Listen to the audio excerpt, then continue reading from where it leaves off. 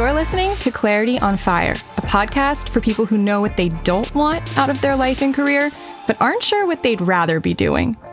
In a world where it's easy to exist, but hard to feel alive, we, Kristen and Rachel, two certified life and career coaches, are here to help you cut through the information overload, get unstuck, and focus not just on how you can have a career you're passionate about, but how to create a whole life that feels fulfilling. So join us here, where we serve up inspiration and down-to-earth wisdom in a way that only two best friends can. We want you to experience the relief of knowing that, yes, you're allowed to want more out of your life and career. And no, you don't have to wander through the dark anymore. Our job is to light the fire that shows you the way. Let's go.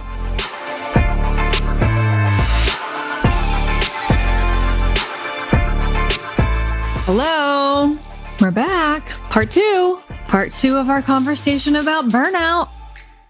The secrets to unlocking the stress cycle. But first, okay. First of all, if you haven't heard the first episode, part one, you need to go listen to part one, because part two will make zero sense if you haven't listened to our episode from Tuesday. Yep. Yeah, so, we broke our book club episode up into 2 episodes because it was too long. It wasn't that long of a book, but there was a lot to say about the book. So definitely make sure you go listen to part 1 before you come back and listen to part 2 and get the full experience. And also, before we jump in, I think we should remind them that today's the last day of our coaching enrollment period. So if you... This is it. This is it. If you're listening in real time, then you have till the end of the day to request to talk to us about coaching. Now, if you find this after today, you can still add your name to the wait list. And if we have space, well, I'll respond to you, regardless, to let you know where we're at. But it's not like you can't work with us in between times that we do these enrollment periods. We just don't know when it will be available to get started. It might be a little while before we can jump in. But if you're damn fed up with yourself and your life, and you're like, I really need something to change, and I don't know what it is necessarily, and I'm not even sure exactly what the problem is, but I know something's not working because I'm looking at my life and I'm not fulfilled by it, and I'm not particularly excited about anything that I'm doing. And in fact, I might be actively burnout or disengaged or miserable. This is something you could do about it. Yeah, we're going to get into some ways of working through burnout that they talk about in this book, but I'm telling you from my own experience of working with a coach many years ago, and then intermittently in between, and then being a coach, this is probably the most effective that I have come across yet. If you're burnt out, something has to change. You have to change. Your situation has to change. Usually both. Yeah. Coaching helps you figure out, how do I do that? How do I change internally? How do I see things differently? How do I make external changes? How do I make my life match up with what I want my life to be? How do I even figure out what I want my life to be in the first place? All of that is what we clarify in coaching. It's hard to do that in your own brain. It just is. Nobody expects you to know all of those answers to your life and what you want and how to overcome all of the doubt and limitations in your brain and all of the overwhelm of all the possibilities. You're not expected to know how to navigate that. I mean, we don't think we're expected to know how to treat our knee when we bang it up, or, we don't expect ourselves to know how to cook something we've never cooked before. But we have this expectation that we should somehow be able to figure out our whole life and its direction on our own. Why? Why do you think that? That's weird. We had to go get a lot of training and a lot of experience to know how to help other people do that. Yeah. Why would you just know that intuitively? You don't. So yeah, that's, if you're struggling, it's just because you're a normal human who needs help with that, like all the rest of us. So if that sounds like a relief to have somebody guide you through the process of getting those answers and becoming like the most clear and confident and well-directed version of yourself, who's actually capable of being happy, and then therefore becomes a magnet to things that are a match to you. Well, that's literally what we do. Well, that's what we do. So clarityonfire.com/coaching is where you can fill out a form and peruse what's involved and what the options are. And we will talk to you if you're serious about it and make sure it's a good fit. And then we'll get started probably, this is the last day of September. So next month, probably we would get started. Let us know if you're interested. Today is the last day. Okay. You were warned. Okay. You ready to dive back into burnout? Mm-hmm. Okay. So where we left off was the end of part 1.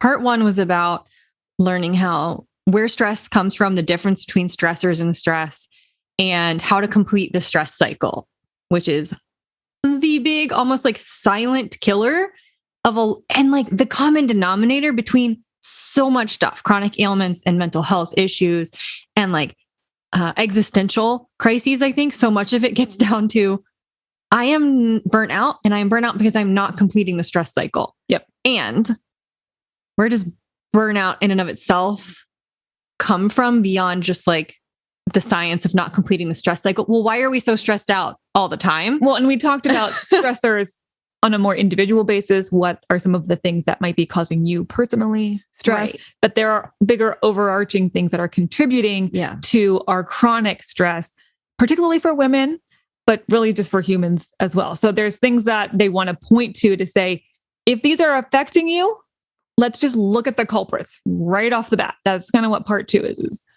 what is contributing en masse to our collective burnout. I mean, at some point, you just have to acknowledge where the original wound came from, which is what part 2 of this book is about. The patriarchal system that keeps women in a chronic state of stress. Now, obviously, women are usually at the effect of the patriarchal system more than men. But let's be clear, men are really suffering as a result of it too. Absolutely. They're not allowed to show weakness. Any sign of vulnerability is not strength. They're perpetuating the system that's keeping themselves and others down often. And then we do it too. Women do it too. But we'll perpetuate it. Or if they don't, then they get just like women, right? They get judged for trying to go against that and criticized and looked down on. I mean, nobody's benefiting, to be honest with you. No. Nobody's benefiting from this system. It's creating a lot of stress and burnout for all of us. So they would say that, we talked in the last episode about human giver syndrome, and that women often feel, because of the patriarchal society in which we've been brought up, that our job is to be of service and to be selfless, and anything other than that makes us feel guilty. And which is true. That's 100% true. But okay, it's not that I want to gloss over this section. It's just that if you're a listener of this podcast, you already know this stuff so well. And I think to connect the dots for you guys, when they say human giver syndrome, when they say the patriarchy, I want you to think about the episode we did a few months ago, the side chat where we talked about what to do if you're tired of being tired. And we talked about how toxic the system that all of us are expected to work in is, where, you're being paid too little to do too much, and you're not being allowed to be flexible, or you're expected to just work more and more and more and more and not take breaks, or people are bragging about how little sleep they're getting in the cubicle next to you. All of that is just another word for the patriarchy. You can also think about, we've had many episodes about masculine and feminine energy, and how masculine energy is go, achieve, create, strive, go, win, conquer. Feminine energy is more receptive, connect, collaborate, intuit, feel it out, flow with the situation. And both are valuable, but culture tends to the patriarchy predominantly value one over the other. And so we are all in balance, trying to fit with what we've perceived to be correct, when in reality, they're both correct. We have a lot of episodes about this. That's what they're talking about. The imbalance between masculine and feminine energy. They're talking about toxic masculine energy being pervasive and feminine energy not being allowed to thrive, and therefore neither being allowed to thrive in their healthiest forms. So you guys know this if you listen to us. And I'll link to some episodes in the show notes, that the one I just mentioned, what to do when you're tired of being tired, and masculine and feminine energy. and multiple episodes about feminine energy and how to actually do it, all of which are fantastic counterpoints to burnout. Yes. Because if you want to recover from burnout, that's the whole point of this section of their book is you can't keep participating in the system as it is established. Like, we have to buck the system. We have to learn how to, I mean, I'm using my words here, exist and live and work from a place more of feminine energy than heavily masculine energy. Yeah. Find your right balance and live in that, even if the system is wanting you to live in a different balance. Yeah. And we have many episodes about I was just not balancing your energy. I'm not gonna go repeat here everything I've already said when you could just go listen to us talk about it further somewhere else. But that's who the real enemy is. Spoiler alert. Not that it wasn't obvious to you guys already. Is the system is the problem. You can deal with your stressors all day long. You can complete as many cycles as you want, but if you're still existing in a system that's trying to constantly take from you or push you to that state of burnout, then you're never going to recover or make progress. Especially if you buy in to the system and participate in the system. Which you do not have to. Mm-hmm. I mean, we all live in it. I'm not saying we're not subject to it in ways we don't want to be every day, but to also say there's no way to push back and there's no way to just say, I opt out of that. Also not true. Incorrect. Again, go listen to our episode about what to do when you're tired of being tired.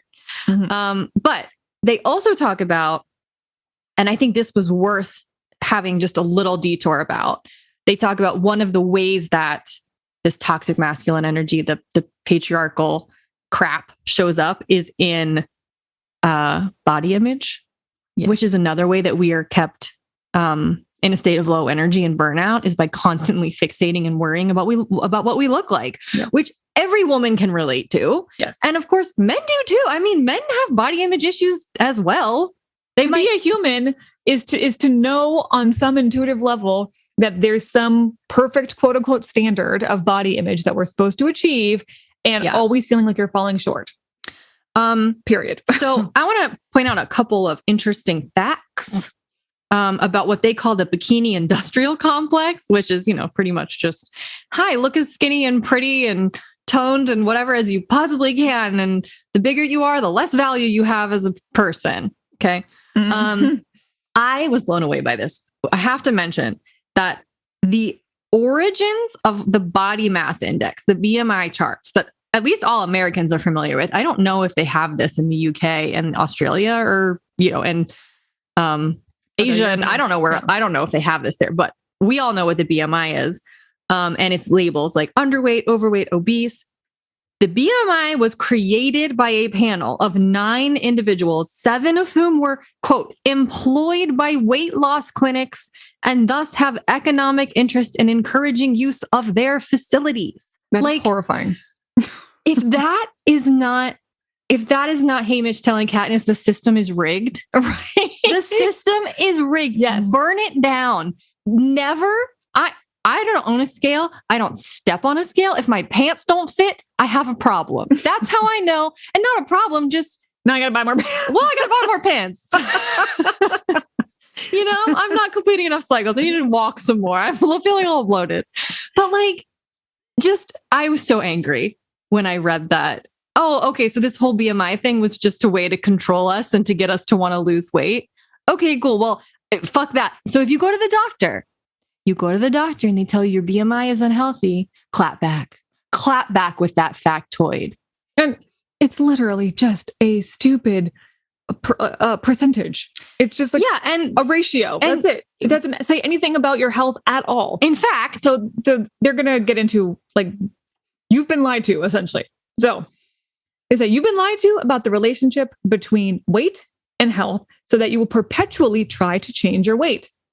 But listen, it can be healthier to be 70 or more pounds over your medically defined quote unquote healthy weight than just 5 pounds under it. A 2016 meta-analysis published in The Lancet examined 189 studies encompassing nearly 4 million people who never smoked and had no diagnosed medical issues.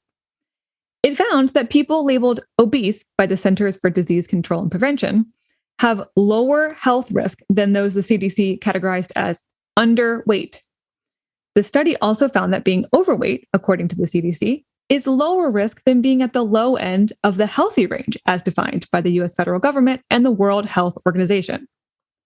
Another meta-analysis even found that people in the BMI category labeled overweight may live longer than people in any other category.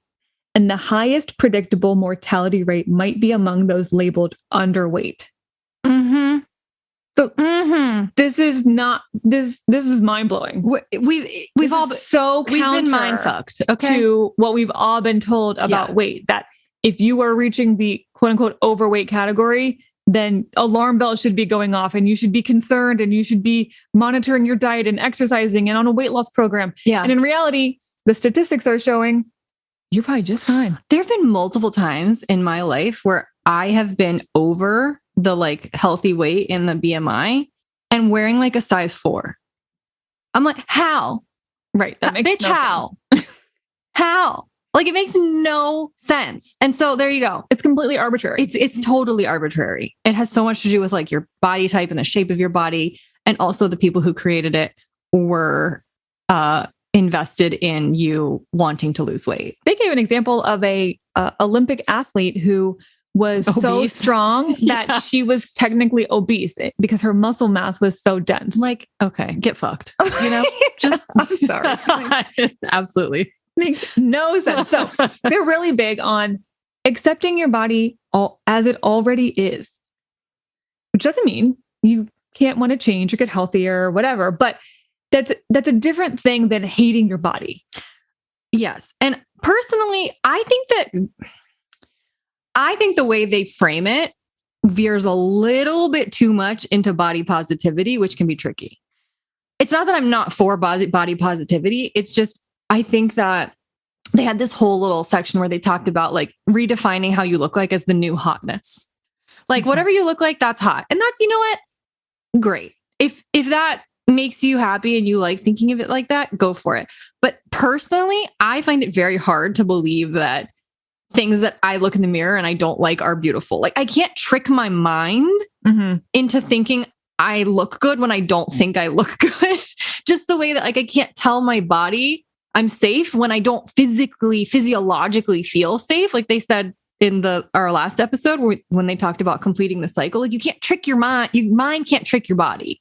So I don't think I can trick myself into liking things about me that I don't, but I can totally be an advocate for body neutrality, which is like, I don't have to hate it and I don't have to love it. It can just exist without my commentary on it.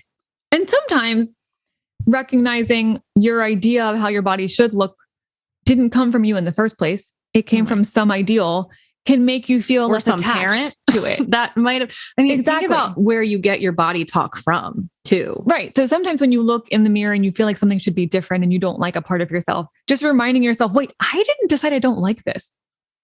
Somebody else told me that having rolls or having wrinkles or having gray hairs or having whatever was not attractive. It's shameful or something. But do I actually even think that? Sometimes that can help you feel a little bit less attached to the critical voice, because the critical voice may not actually be coming from you. It might be coming from a parent or an ex-boyfriend or the bikini industrial complex, some kid who made fun of you in 6th grade or whatever. That actually affects people. It does. For life. If you do not check that, like the 6th grade comments, they are rough.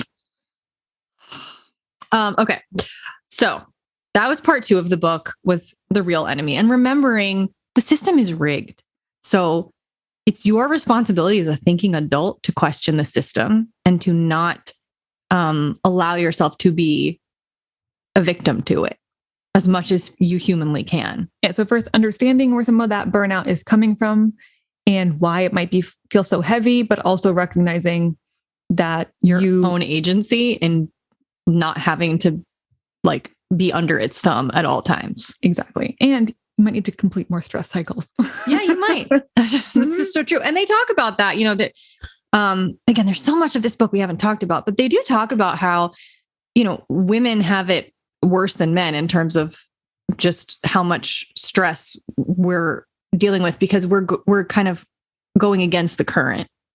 we have a tailwinds situation or a headwinds situation. And they talk about how women of color have more headwinds than we do as white women. Totally true. So, I think the same could be true for economic status. Absolutely. Right. I mean, think about human giver syndrome, if we're comparing it to the less wealthy and the wealthy. A single working mom of 3 versus, a married couple who make $1 million a year. More stressors. Yeah. I mean, no money, no problems. But to a boy. To a boy. No money, lots of problems. No money, no money, plenty of problems. Okay. So part 3 of the book is about how to win.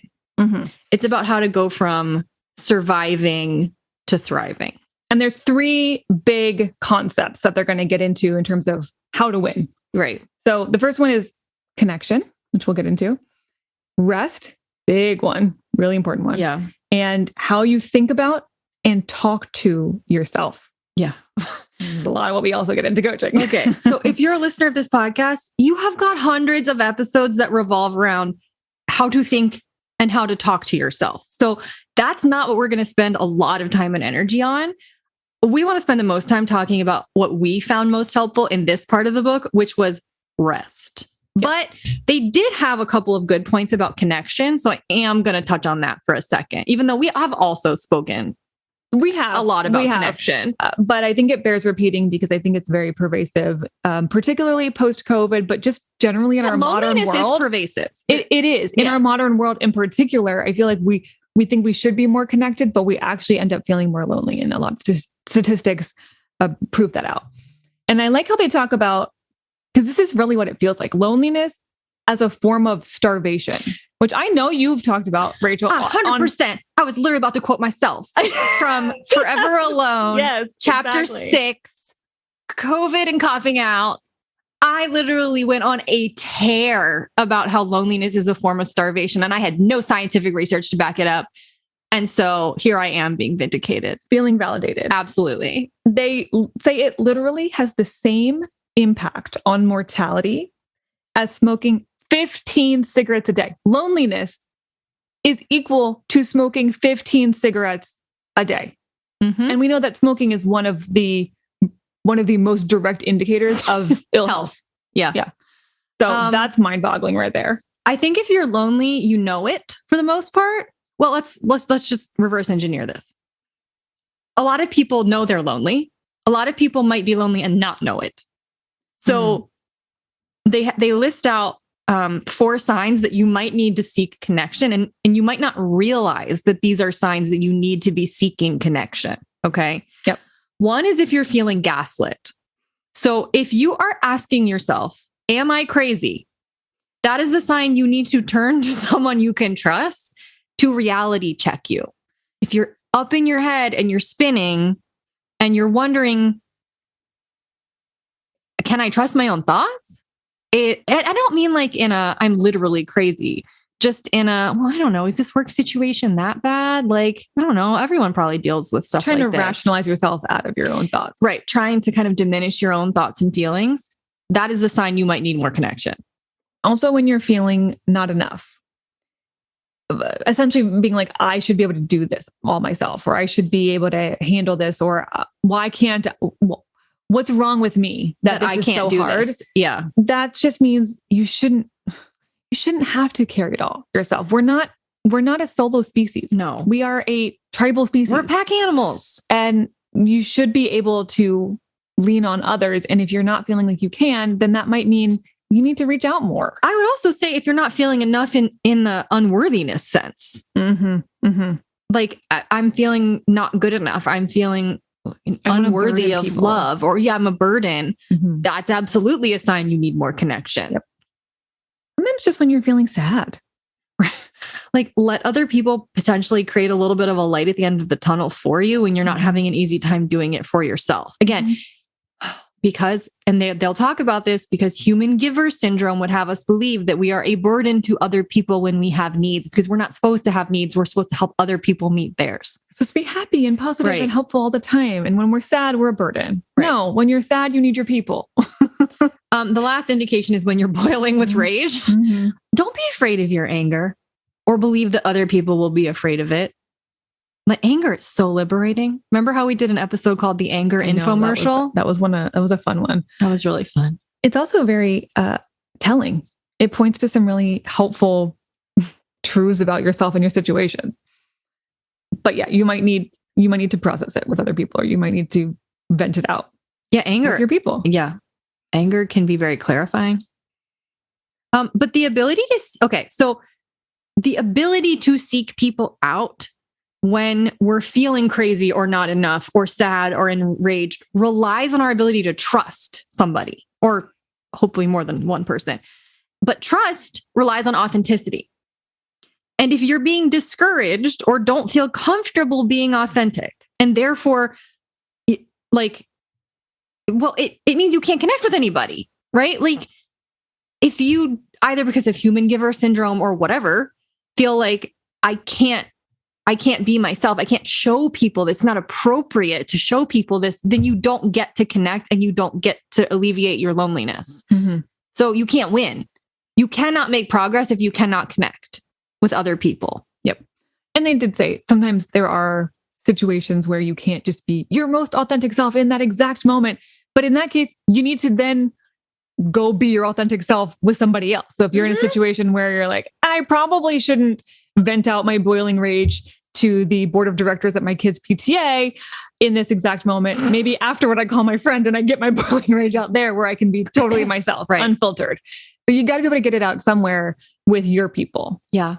There's nothing that strengthens a bond like being able to turn to other people and them turn to you with difficult emotions. Mm-hmm. Like, I think we think that bonds get forged in like happy times and because we're friends, we like talking about Star Trek together or whatever. And that's true. God knows right now I have a couple friends who everything we talk about for the last week has been House of the Dragon.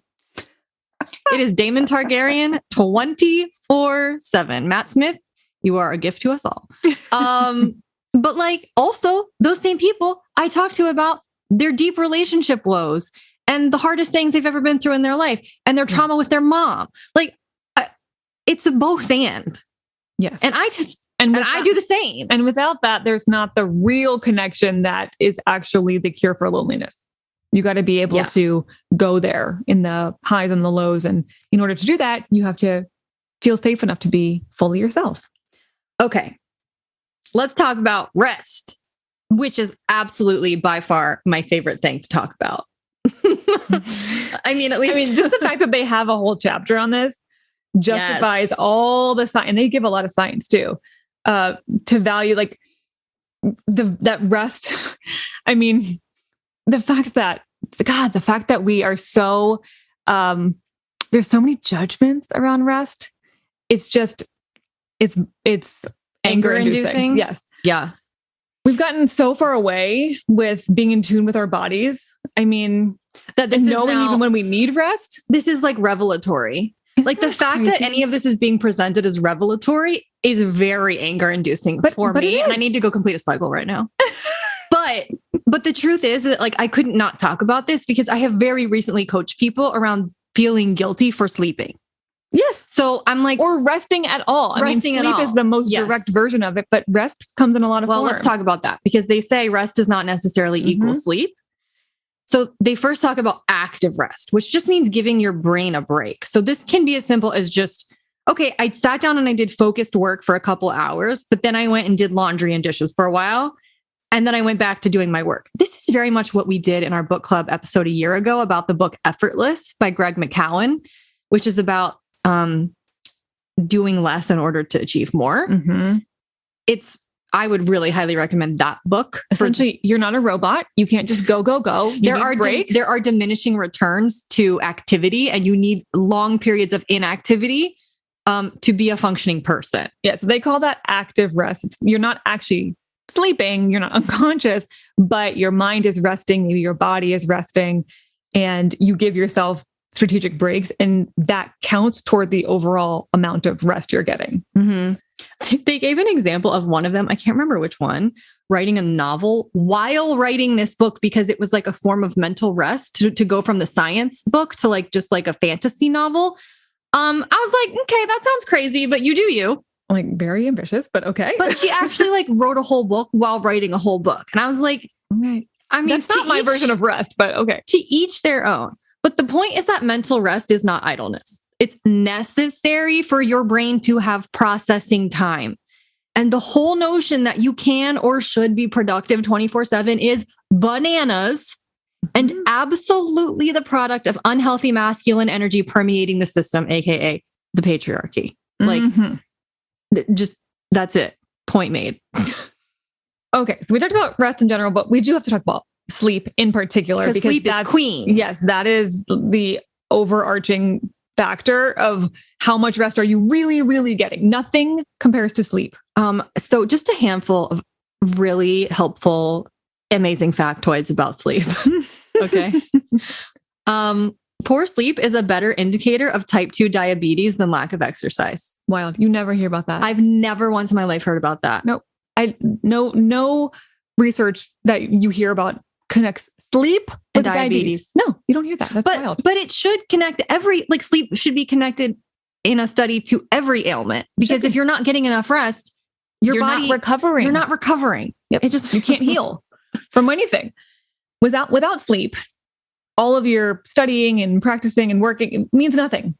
If you don't have adequate time to process and integrate everything that you've been doing or trying to learn about, you can't make progress. So you could study all night. It's like writing an essay and working on it and then not saving it and Xing out of it and thinking, I just wrote that. I'm like, no, you didn't. If you didn't hit save, you did not just do that. Mm-hmm. Sleep is hitting save.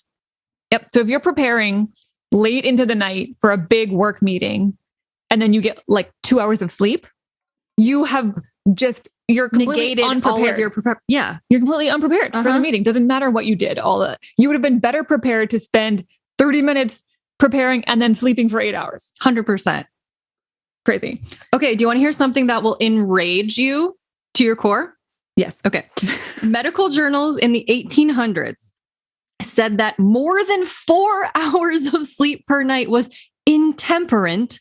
And we are still dealing with the fallout of that shit. Insane. 4 hours of sleep was like indulgent, basically. Like you're a lazy POS if you sleep more than 4 hours. So the next time, guys, this is a hack for the rest of time. The next time you feel guilty about needing a normal amount of sleep, 7 hours, 8 hours, 9 hours of sleep, consider that you're allowing yourself to be gaslit by some whack-ass old white man from the 1800s. Who said you should be able to sleep 4 hours and be good to go. And that man was probably chronically not able to sleep. And so he thought everyone else should suffer just as much as he suffered. You're acting like he wasn't sleeping way more than that and criticizing everybody else. You know what? He probably was. And he probably had servants or fucking slaves who he was like, oh, well, they should be working all the time and they shouldn't need sleep because I'm going to profit off of other people's lack of sleep. That man was profiting off of someone not sleeping. I can guarantee you that. Don't be the one he was. Do not let other people profit off of you not resting. Because you will pay the cost and it will be big. And they will not. You will pay. Your body will pay the cost. Yes. Your body and your mind will pay. And that motherfucker is long dead. He's not going to pay for it. So this is an interesting connection of sleep and the stress cycle we talked about before. If you don't complete the stress cycle, you're probably going to have trouble falling asleep. Or even if you fall asleep, you might not be able to stay asleep because your body still thinks it needs to be on alert. Yeah. So if your body still thinks there's a lion present, it's not going to be able to sleep very well. All those body systems are still on high alert. There's adrenaline, there's cortisol, there's all of the things keeping you alert and agitated.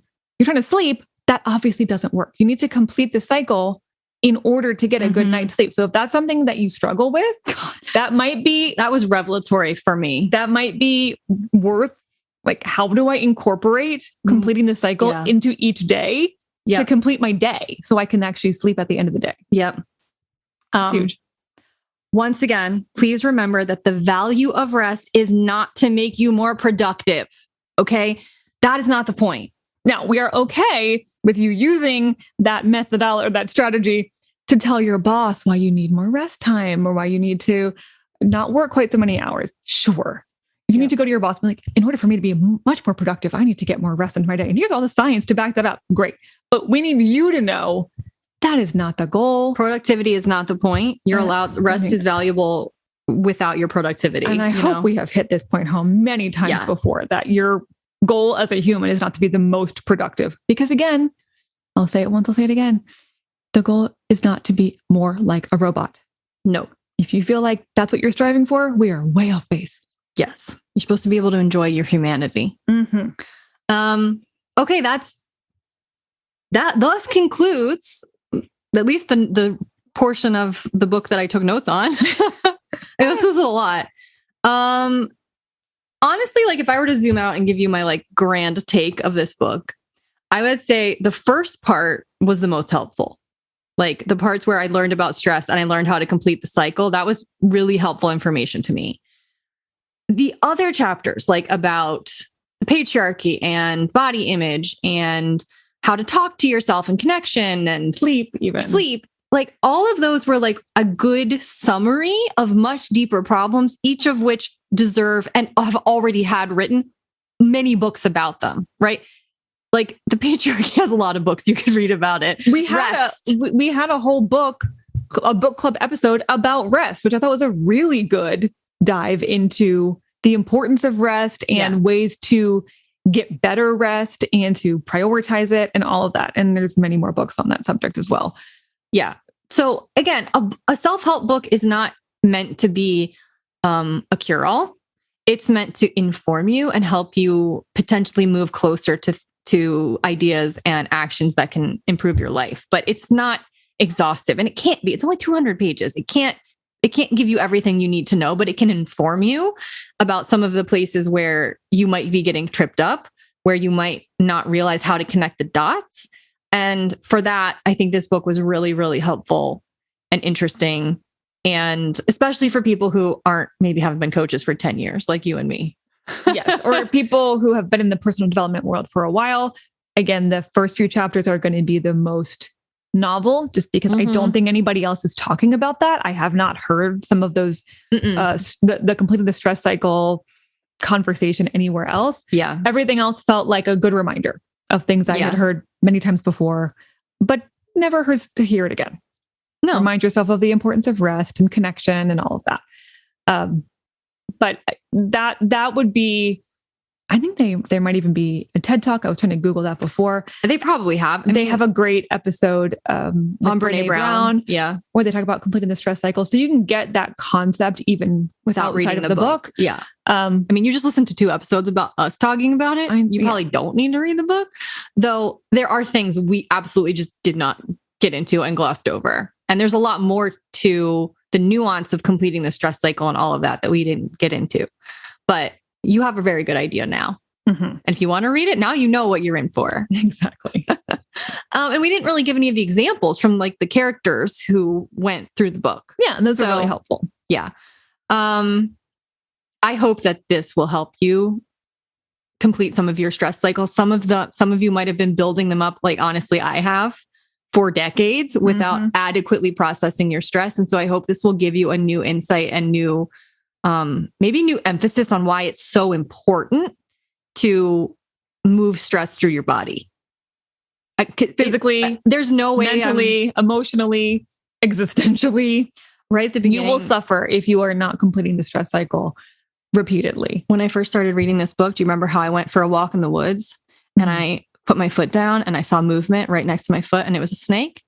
And I was like, and I was like, woo! I jumped a little and then I just kept walking and I said, no, I'm going to run. And I ran for a while. I was like, gotta run off that stress. I got to tell my body it's safe that I escaped the snake. I feel like that helped. I feel like our animals are really good at this. So my dogs, when they have somebody walking outside and they bark and they run all around the house and they're yelling and they're alerting me that there's someone outside the house with a dog. And then they'll come over and greet me and then we'll snuggle. They'll shake it off. You see how they always shake after they've had some sort of stress or exciting thing happen. That they're moving the stress through their body just with shaking. Or my dogs will come, they snuggle afterward. It's like they need the connection and we're safe. Scarlett likes to greet. Yep. She likes to come check on you, make sure it's all good. Yeah. Wiggle They're good her at it. butt. We can take a note from them. Yeah. Just, learn from your dogs. Don't even read the book. Just watch what your dogs do and do that. Just maybe don't like lick your butt. Please don't, if you can. I mean, kudos if you can. Some serious yoga right there. Okay. Well, thanks for joining us for 2 episodes this week. Reminder that if you want to talk to us about coaching, if you don't think that completing cycles is going to be quite enough to help you get clear on the whole direction and purpose of your life and all that, and where your career is headed, we can do that. We can help you complete that particular cycle. So clarityonfire.com/coaching, or just hit the link in the show notes. And I'll also link to some of the episodes that we mentioned today, which was like at least 4 that I can think of. Yeah. Okay. Well, let us know what you thought about the book or what stood out to you about our kind of recap about it. And we will, I'm sure, hear from some of you who are interested in one-on-one coaching. We will be back next week for our normal scheduled programming. We'll talk to you next Friday with Dear Rachel. Okay. See you then.